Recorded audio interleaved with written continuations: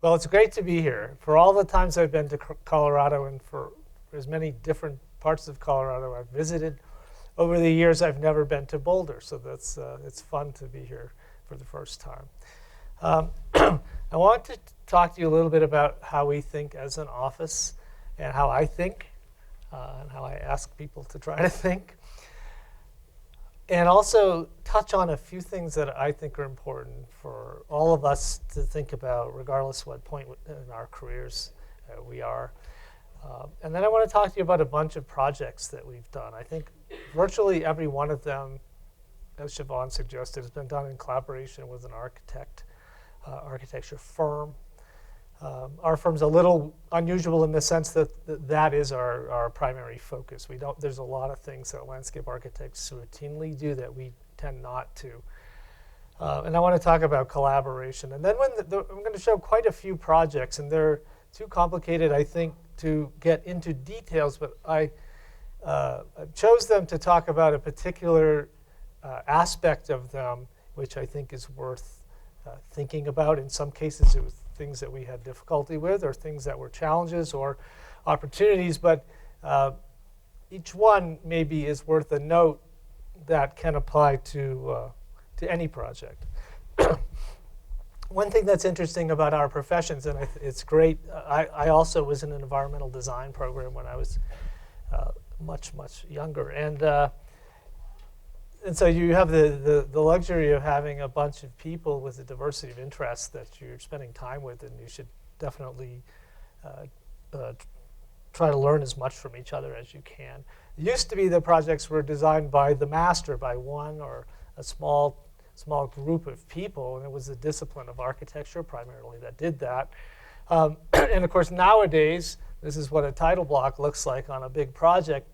Because of the advancement in technologies and the complexity and the regulatory process and what it takes to build a substantial public building these days, and even sometimes a private project, requires the cooperation of a lot of different disciplines and specialties. And I think from here to here, there's a varying degrees of success with that. And so I think the point of collaborating is very important to think about. And if we ask professionals in a room like this how many people collaborate, everyone's hand goes up. And what I would contend is lots and lots of people work on teams, but they don't necessarily always collaborate, or at least effectively.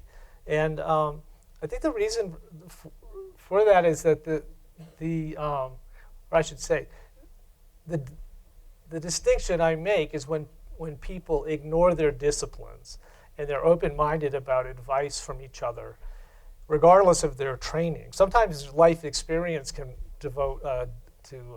contribute to a project as much as professional training. And so it's important to think about that. Another factor is some people work in different methods. These I put together for an architecture convention, but there's this kind of designer, where we don't know what's going on for a long time until something happens. And then there's this kind of designer, which has a process, but they may not be able to necessarily explain it. And then there's the whole effort of communicating. So what's the first thing to design really in the team is how to communicate effectively so that everyone can contribute at the right time and in the right way. And I think that our professions have a long way to go for that. Siobhan mentioned, I play the drums in several jazz bands. And for me, a jazz band is a great model for a design team because every song is like a project, or only it happens in 5 minutes or 7 minutes. But it requires the same thing. It requires respect. It requires listening to each other, giving time for each other, and seeing opportunities as they arise and reacting to them in a positive way. And so it's just a personal, enriching thing for me to think about design and music as kind of parallel experiences. One of the things that's fascinating about the landscape, if you pay attention to it, is it's always changing. It's not a static environment. And I think in a way that architecture is a little bit more defined and succinct the landscape is always kind of participating in what we think we're doing to it. That happens at the big scale, and it happens at a very small scale. I would encourage you to pay very close attention to these kinds of things. You know, we all have these things stuck to our faces, not while I'm talking, I hope. But I'm seeing people are getting more and more information, and they're doing a lot less observation. And it's important for you to physically get out there and see things and touch them and draw them and internalize them, and not just say, "Oh, that said this." You know, you need to make it yours. If you're going to be a strong designer, you need to internalize these things and process them. So that's my little moral section there.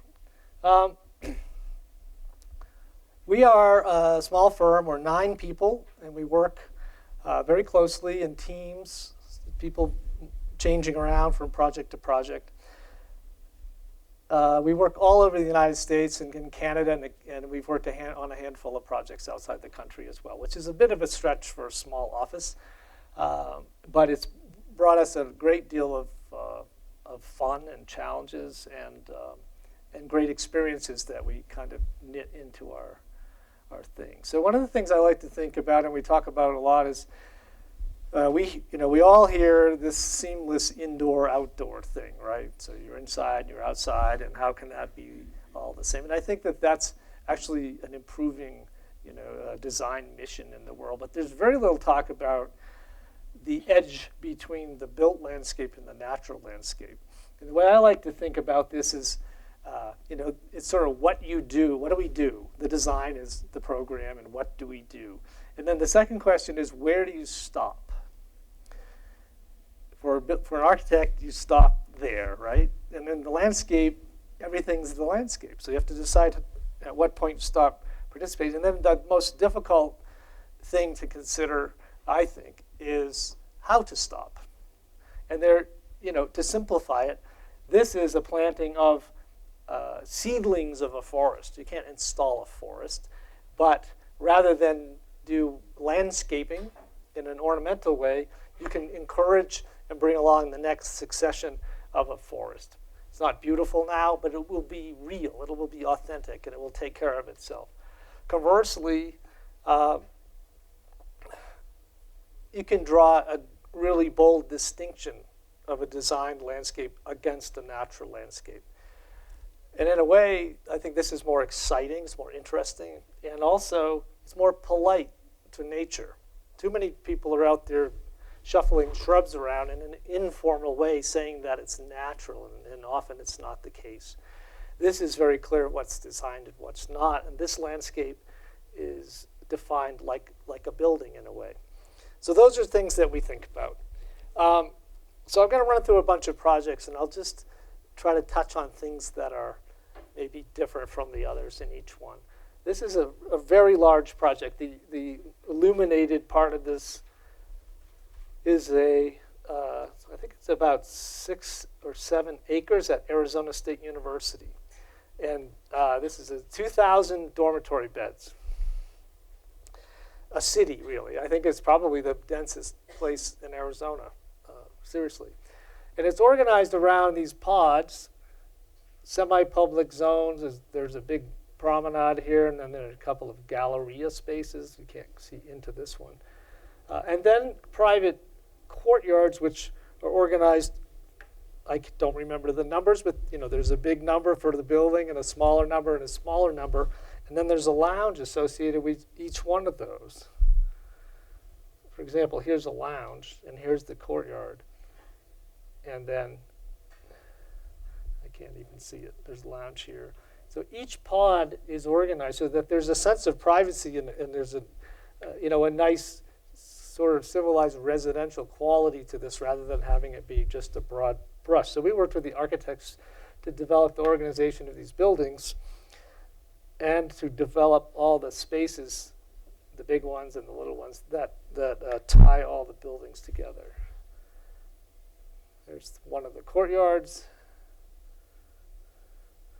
Here's a section through. I'm not complaining. I'm just curious. The fabric screen, I wondered if Oh, good. From over here, the building's like folded all like this.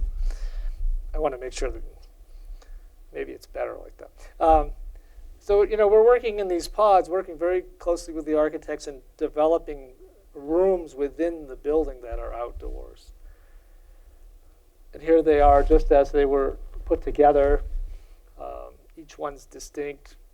And the language of the landscape here is very simple. It's very inexpensive. It's a state university. We designed these benches, this concrete paving, all very simple and practical stuff. This is a very small project near where I live, and I talk about it just for one idea. There's a small Episcopal church here on a sort of primary road, and it has very suburban character. There's a kind of social hall and the pastor's house, minister's house, and there's a cemetery here and here. And part of the program for this master plan was to create a center somehow, which we decided was to remove this road out of the middle. Another part of the program was to expand the cemetery. This site's already pretty densely utilized. So we went back to their sister church in England and looked at what an Anglican church looked like. And of course, they were always situated in the graveyard. The landscape is a spiritual landscape. It's not a suburban or ornamental landscape. And so our concept for this site was to bring the burial ground all the way on the frontage, which was kind of controversial at first, but there's actually a very strong bold stone wall at the frontage here and a gate. And you do enter a separate precinct from the public. And it just changes the whole idea of the place, that you're walking into this solemn landscape about life and death, which is the business of this church, right? And of course you can see there's a new courtyard and new buildings and all of that. But I just wanted to mention this is the idea, one idea to expand a burial ground and change the character of the entire property. This is a project we did recently, and I like to show it because it's really cheap. Here's the project. And we designed it in a month, and then it was built in a month. And it cost very, very little, and it changed. I don't think I have a proper before slide, but it changed this kind of just kind of sad little court area. All we did, we have defined it with a seat wall and steps into the space. This is a food hall, by the way, a cafe. A simple concrete paver, and these trees, which I think we ended up with 4 trees, not 6, and then furniture. So only 4 or 5 decisions and not an awful lot of money to make a decent space. I'm not saying it's an amazing space, but it's a nice space and it's functional and it's popular. And so the story here is just you don't need to overdo it. You can just make a few smart decisions. There's the project north of the city of Phoenix up here. And it's we're looking at about 20% of this a very large church campus. And the site of a new building, a chapel, was decided to be here. And you can see there's all kinds of things going on here, parking and buses and a half-finished street and several buildings of different character.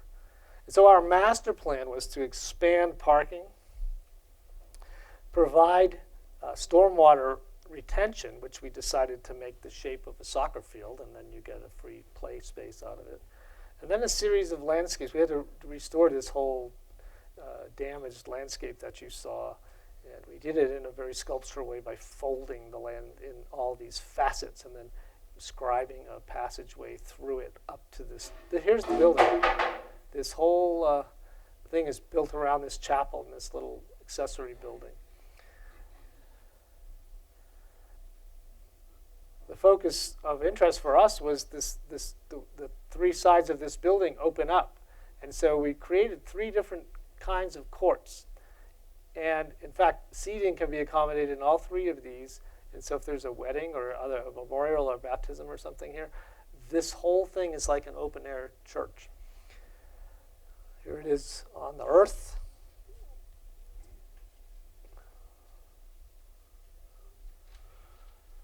Very spare, simple architecture, economical, landscape, cast concrete, trees, sort of a desert version of that little college court I showed you. Really practical and simple, but it has to do with making spaces, not putting things out there as decorations. We like things to be ordered around how people move and shaping spaces so that people move from space to space, and that's the experience more than the things themselves. So there's a variety of scales of spaces here. Here's part of the rampway up. So here you can see in the building with the sides open to the back lawn and the side court, and there's another court behind this view. That which I showed you before.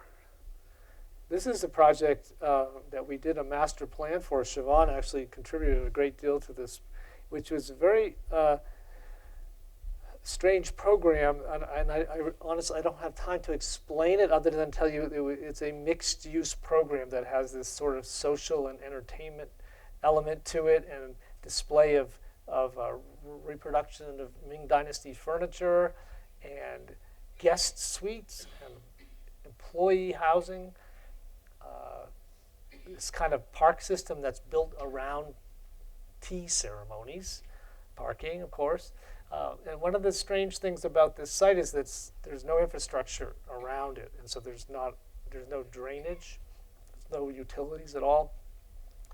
And so we had to devise a way to absorb all the stormwater from the roofs of the buildings and the site itself into this site. Here's a look at the circulation plan that designates the different vehicular and pedestrian areas, how people move. Here's a planting plan that consumed several months of your teacher's life here. There's a beautiful drawing here. The tree plan and the understory plan. So this is thinking about the landscape in layers, right, from top to bottom or from the ground up. But this entire zone in here and this pond are all created to become a wetland and pond that absorb all this water so that we don't need a utility system. This is the adjacent factory of the furniture. It's a very unusual project.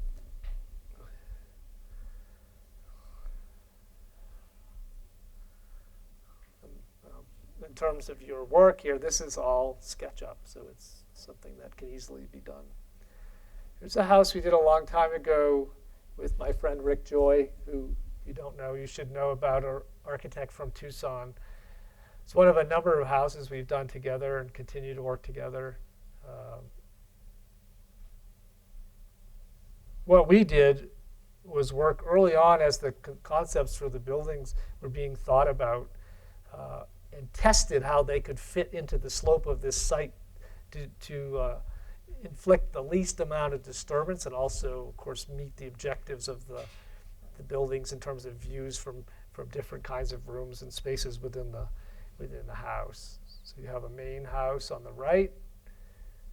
I can't do that right-handed. There's a garage here. The drive comes around, and then a very fancy workshop. This gentleman was actually an inventor. He had an interesting workshop, swimming pool. You can see in the plan, here's the access here into there. And so this all revolves around this courtyard at a lower level, which you'll see. Here's looking, it's a bad photo, but looking into the court from here. Here's the courtyard.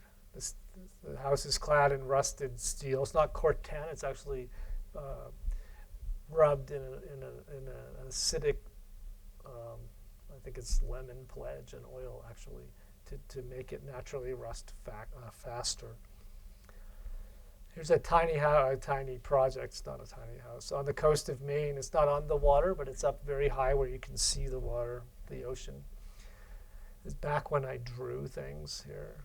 So the idea is very interesting where the house sits on the ground in two places, but there's a bridge across the middle which doesn't show up here. And so the ground landscape bleeds through. And so the goal here is really just to renaturalize the destruction.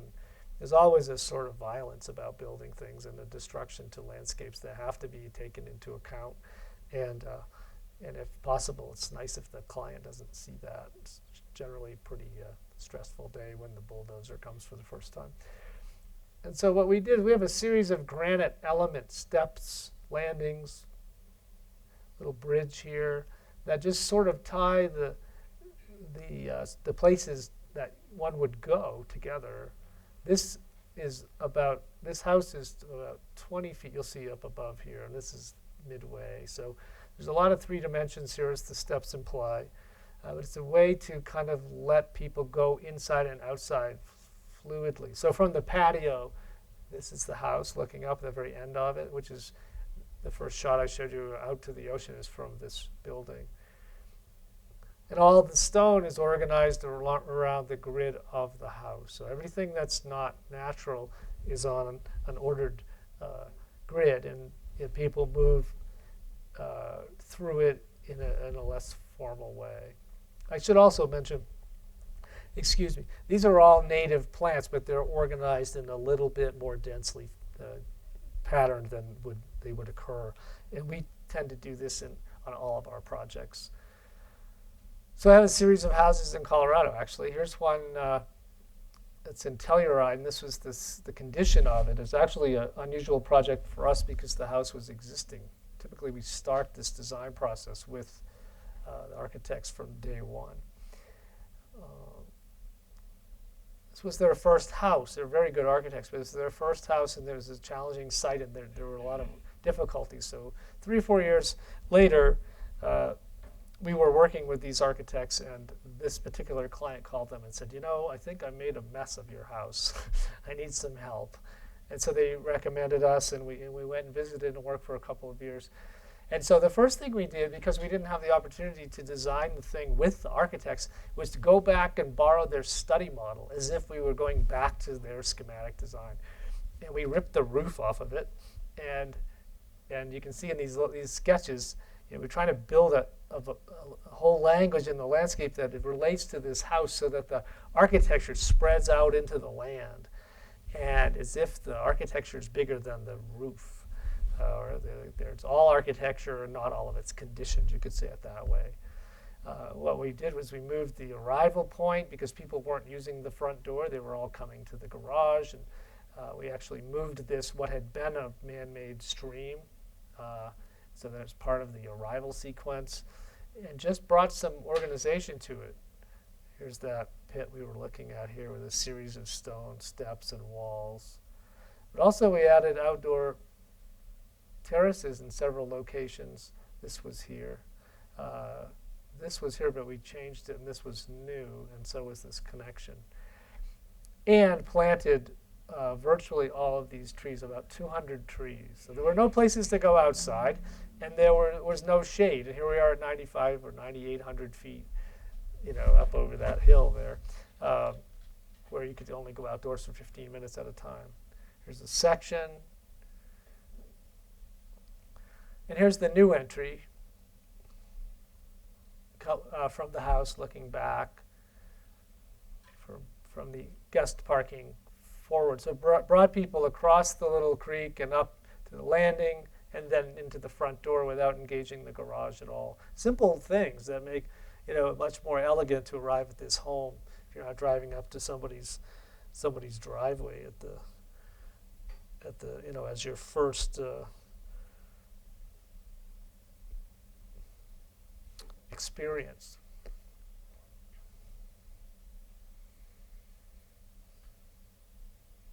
Again, we've kind of incised, designed elements, and then brought the edge of the forest and the meadows back to the house.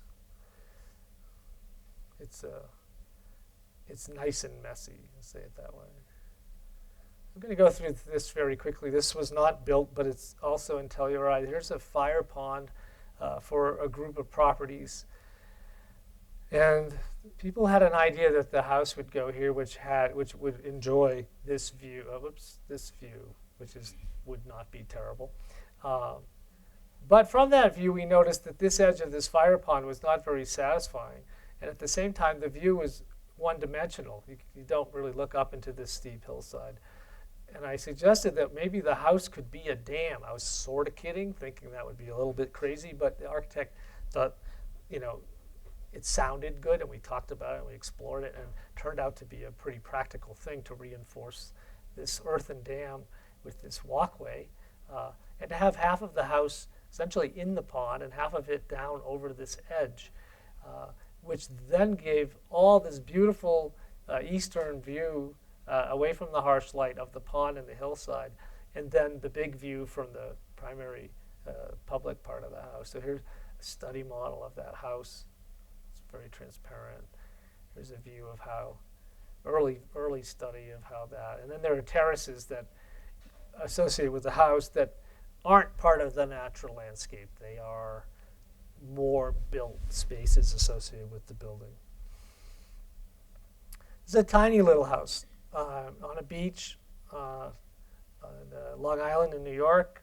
You can see all these little slots here. Everybody gets a driveway and a slice of beach, and not terribly attractive neighbor houses. But this is quite a good house. It was the first house by this young firm in Boston. And interesting criteria here are that everything below this line had to follow the hurricane code, which meant all this construction had to break away into parts, and so of course this has a concrete structure and steel structure to the house. Another thing we had to do was protect the septic system from a storm, you know, the ravages of a big storm. Here's the dune out here. And so we found out that it would be okay to encapsulate the septic system within a wall so that it doesn't end up being the silly mound out there. And that followed this story very well, too. So that became the base of the house, and that's something we worked together very closely with the architect on developing, was how this thing would meet these criteria and then also be able to evolve into an attractive building. Here's the view from the beach. And we're seeing the deck, which has a swimming pool and that beach access here. And on the other side, there's a saltwater marsh. So the house, you can see it's 1 story from the beach and 2 stories from the marsh, but it's really 3 stories when you encounter it. You can see this is a construction photograph. And at the very top, there's a little courtyard that's surrounded by these glazed walls. One end of it is a garden. The other end of it is completely paved over here on the right image, which is an outdoor shower. So it's just this kind of reverse checker block of all pavement and all garden in a gradient just installed. And here's the septic field, which is the domain of a very fortunate dog. I'm just checking my perspective. This thing's compressed so much, it's just unfamiliar. So we made a yard here and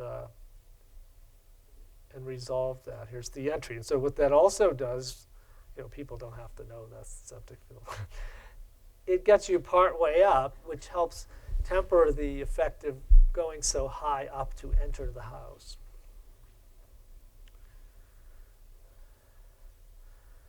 I'm going quickly here, so I'm hoping we'll have time to talk about some of these things. Here's a house in Phoenix again. We worked with a lot of architects in Phoenix over the years. There's a lot of really good modern designers there, and that for some periods of time we were doing most of our work there. So here's the site near one of the mountains. The city has mountains that pop up, as you probably know. And here's a plan. Here's the arrival, this driveway to an auto court, and then this house, which I'll explain a little bit better.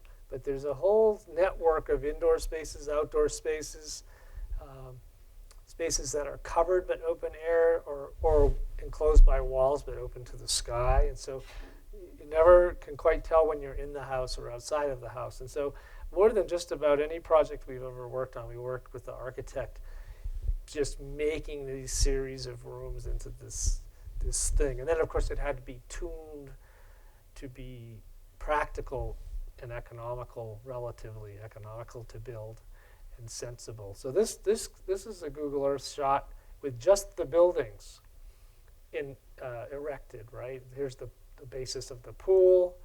And then you can see over here, if you look at the plan, the difference from here to here with if you add all the landscape spaces, how much bigger the house is in effect, but of course it's not indoors. So there's just all this interweaving of, here's a covered space, which is the master bedroom here, right here off the kitchen, and then we made this outdoor dining and fire pit and all of that out here. So here's it. And then the more complicated aspect of this is that guests arrive through here into a courtyard that then looks across the landscape in the cross direction, and then you really enter the house at this point. So it's very nice procession. It's kind of elegant. It's not overly formal, but it's a very gradual, nice experience to do that. And then the owner's garage is back here. They drive around here, and they can leave in that direction. So looking more closely, here's the space in the back, and you can see how this is completely integrally laid out. But also, here's the section through the middle. You start to see here, these are runnels that collect rainwater to these trees. And by the way, this ground cover was added by the owner. It's not my idea. The craft of the house and the craft of the courtyard and the bench, all of it was developed, together, and so it all feels like one big thing. And then where we aren't making these spaces, we bring the natural landscape, restored natural landscape, as close to the house as possible, so that when you're in some rooms, you're looking into a very, very strict and refined courtyard, and then other rooms or other windows from the same room are looking right at nature, and that's a nice ambition. Rather than plunk a house in a space and landscape around it, to really create dynamic views from various spaces. And of course that has to be thought carefully about depending on which room it is and what time of day people spend in it, and whether the sun is desirable or harsh, among other things. Here's a view back out of that court. A chair that's probably impossible to get out of, I don't know. And then just lighting this one tree rather than lighting a whole landscape. And much like drawing here, like the bench I showed you, the water creates that line, and then that's the desert, right? And by just lighting that, the rest of it is still the desert. And it's very clear what was created and what was left alone. It's another house. I hope houses are all right. We got a lot of these houses in Austin, Texas, and it's on this lot. It's kind of, I joke, it's a corner lot. It's on Lake Austin, which of course is a dammed river, and they happen to have this little inlet, so they have all this frontage. Here's the lake frontage, and when we got there, it was all quite park-like. There was a little building there, but the program was for a very substantial house and guest house. You can see in the plan here. Here's the little inlet, right? Here's the frontage of the lake. So there's your corner lot. And this is a simplification of what happened between the architecture and the site, because of course there were many sketches like this and many conversations that shaped the house and the configuration of the rooms. But once it got some traction, this is a sketch I did over a drawing of the house. And then this was a simplification of how walls, much like the walls of the house, were deployed in the landscape to do different things. Some of these are tall, some are very low. Here's the plan of them. So this is a pretty elaborate place to be here. Arrival, big loop. And at the time we were working around all these existing trees, and some of them ended up uprooting themselves, and we ended up thankfully replacing them, because most of them were cottonwoods, which didn't have an awfully long life ahead of them. And now this whole central area has been planted in quite substantial live oaks, which will grow for a long time. So there's the arrival. There's a garden into this house. You'll see an image here. A tiny little library garden within a tall wall. Pool. Kind of a terrace in front of the living room, which the living room opens up so that the living room really gets bigger out into this yard. Outdoor cooking off of the kitchen and eating. And then a guest house, which is nice because it tucks into this very abrupt and steep hillside. Where it's kind of bony. It's all just rim rock in here. And so you'll see this is quite dramatic and it's private to the guest house. At the same time, this garden is completely different than all of this because it's up on this hillside. So a lot of green toner here. So as you'll come to learn in your careers, masons take up a lot of space on construction sites. And typically when you're doing a project and there are walls to be built in the landscape, nobody else wants to be around when they're building them because they take up so. So if you also are building a stone house, this is what happens. The entire house land is populated with this sandstone. And so it was crazy. I was worried the place was going to sink. Here it is, put together. And here's some of the detailing. So this is the craft of the stone of the house. And so we use the same stone in these massive monolithic blocks to create all the spaces I was mentioning. Here's that little library garden behind this wall. A lower wall to find the pool space. Here's that court behind the guest house, and you can see the difference in the character here. This isn't a very good photograph, but this is in the library garden. This is bead blasted stainless steel, and there's a light. This panel is tipped as it looks like it is back, I think, 4 inches. And there's a light behind there, so you don't ever see the light. But when the water is running here, the light is in the water. These are the walls near the entry court for privacy. Steps from the guest court. And all of this stuff is drawn like architecture, right? It's not a pile of rocks. It's making things very, very to be very clean and deliberate. How am I doing for time? All right. It makes a difference. I'm going to go over this quickly because by now you know what I'm talking about, I hope. But here's another house that this is like a plaid design, right? You've got all this building in gray, and then these terraces, which extend lots of programs. So part of the house is inside and part of it's outside. And there's another back and forth.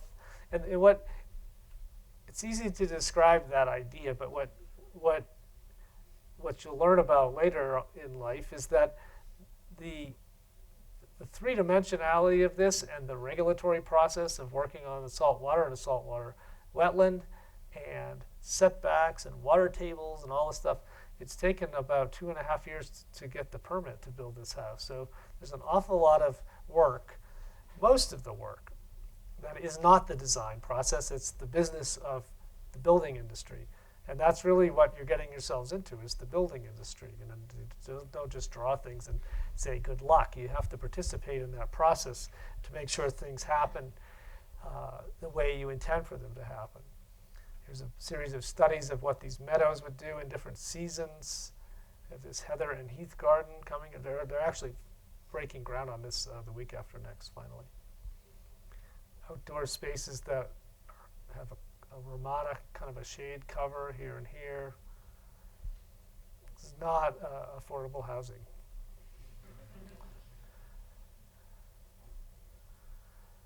But these kinds of projects give us the opportunity to really explore how to make things and how to develop a sense of craft at a very high level, which is not always possible in other kinds of things. This house is near Aspen. And this is a completely different house from what we just looked at in several instances, where our whole objective here is to fix the site. the site, this is a terrible image, but the site is about 6 acres. And it had a barn and a little house and a big house and another little house. And most of it had just been bulldozed for horses. Nothing against horses, but it was, essentially a parking lot. You can see a really robust creek here. There's an island running down through here, which is about 40 feet lower than this ridge line here. So, in a way, this is a gorgeous setting in a sort of precious environment, but not a precious site. So our project was to reshape all the land. First of all, help accommodate this new, very sizable house and caretaker's unit here. To devise a way to accommodate lots of parking for these people host fundraisers and events, so that, but we didn't want to have a parking lot. And so, as much as I don't like the loop drive idea, this was a way to accommodate all of that and keep things kind of quiet. But all of the trees here are new. So there are almost 2,000 trees. It took 3 seasons to plant all these trees. But if you can read I should have a grading plan to show you too, but if you can see, this was all reshaped. Everything was reshaped and then planted. So in the end, we hope it will be natural, but it came from a destroyed landscape and then a recreated landscape. And one of the interesting things that happened was that we wanted to, we were showing in section from original grade up to these, 5 and 6 feet of fill, and other places as much as 8 feet of fill. And the county told us, well, you can't grade any more than 30 inches. You can't dig into the ground 31 inches, and you can't pile soil more than 30 inches. And that was going to be a huge limitation on how we could, what we could do with the site. It also meant it was going to end up being generally flat again, which is, what we were trying to get it back to what it would have been like, what we were guessing it would have been like. And then it dawned on me one day that the code, these codes are to protect nature. They're not to protect parking lots and paddocks. And so it took a lot of time and a certain amount of effort from land use attorneys, but we convinced the county that the code needed to be amended to, we were trying to do what they were trying to protect. And the code prevented it. The code was protecting the destroyed landscape. So it was an interesting exercise. This house is clad in 1/2-inch thick plate steel. So the whole landscape for us, aside from these steps, we didn't build anything. It was very unusual for us not to have terraces and walls and all the kind of built landscapes. But there was a craft in putting together this whole plant regime to make this thing start to feel like it belonged there. We worked with 2 artists. There's a whole trail system, which I didn't point out, but on the plan. And there are a number of sculptures in the landscape that you come upon in different ways. Here's one end of the house from the upper meadow.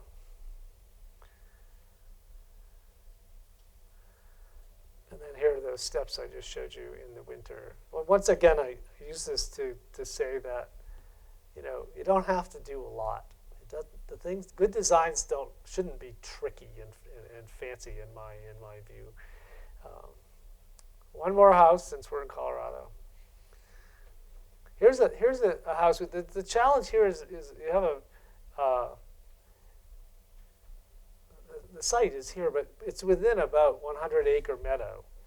And so, this is a big house again, but it seems like a small house in this setting. So how to find the place that it can land and feel like it belongs there is the first thing. So 2 things happened. One, this is how it landed.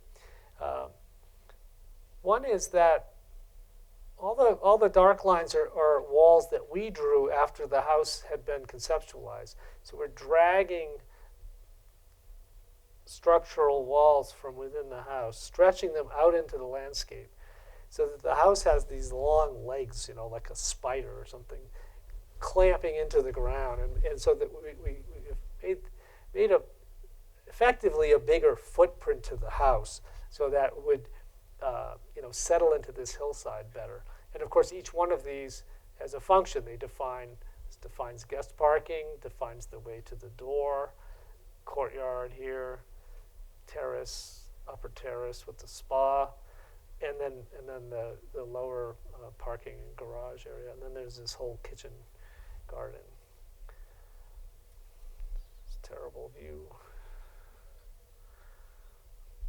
And so here guests enter down into the house, which is a tricky thing to do, and it's not necessarily a recommended thing to do, but that was one of the challenges.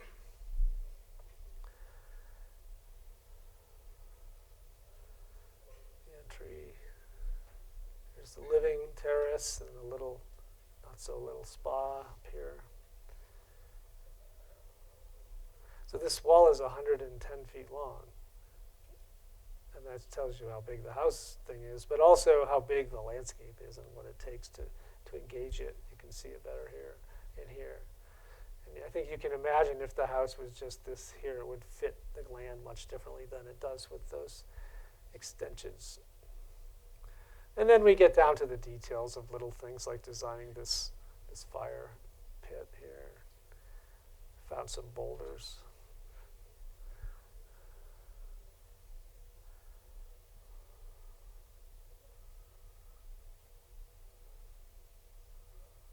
And I like to mention this too, this is 5 feet by 9 feet. That's important, just to get things the right scale and mass. That's enough of a decision. This doesn't have to be tricky in any way, it just has to feel comfortable. So I will end on this.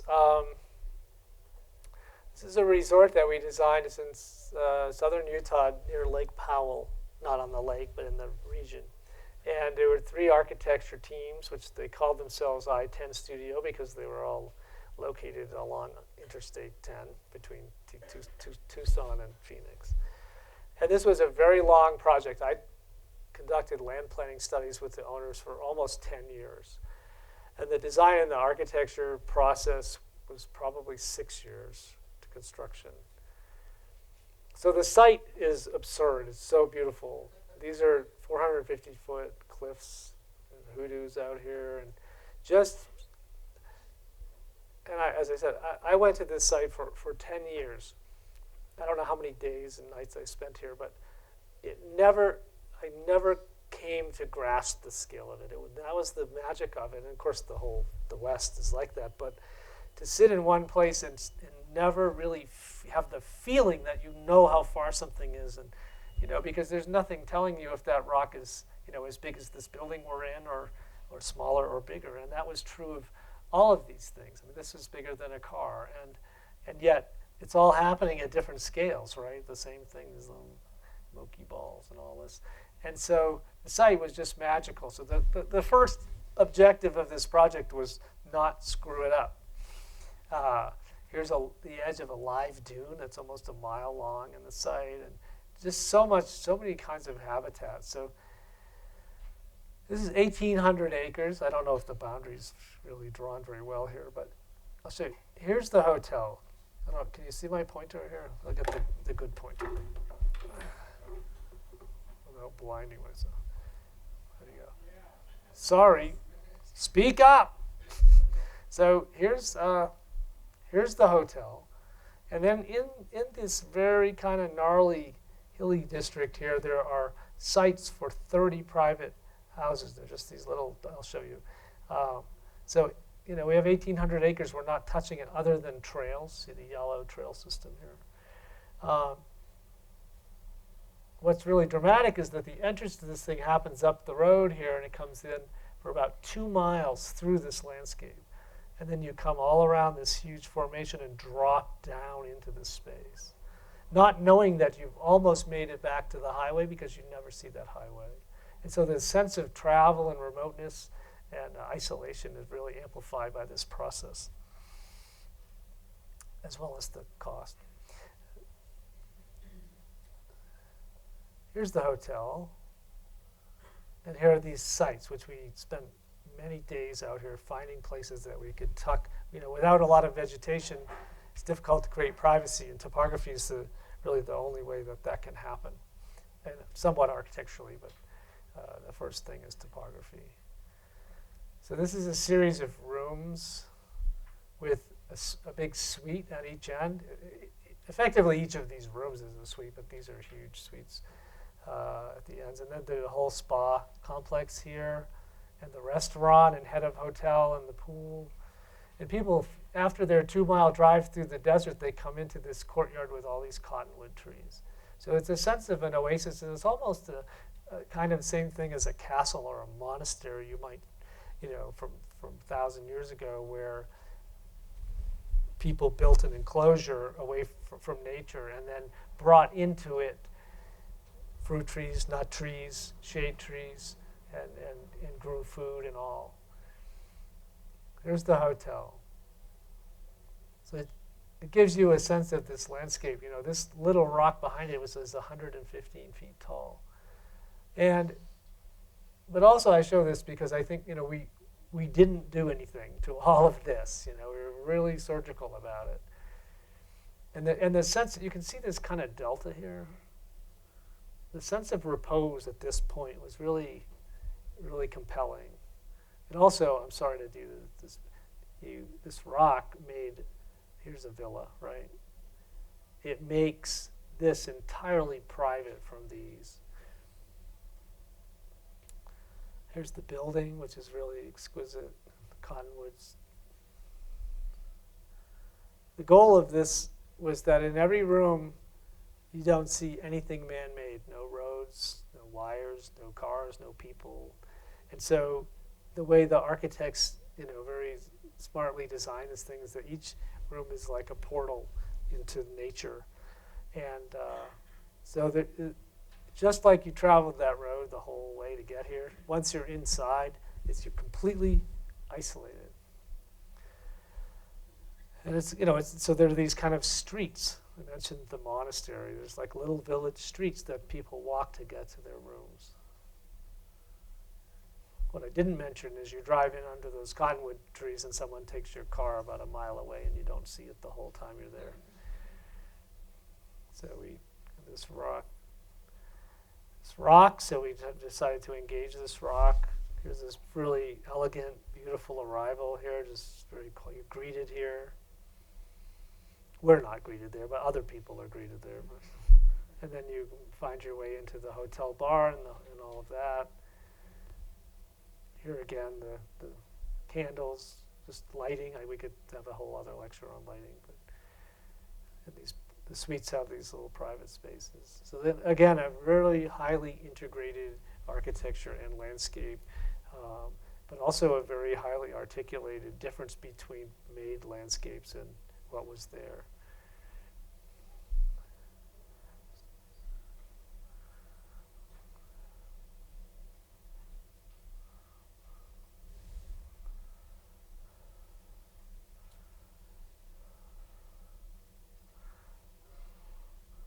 That's it. If that's enough,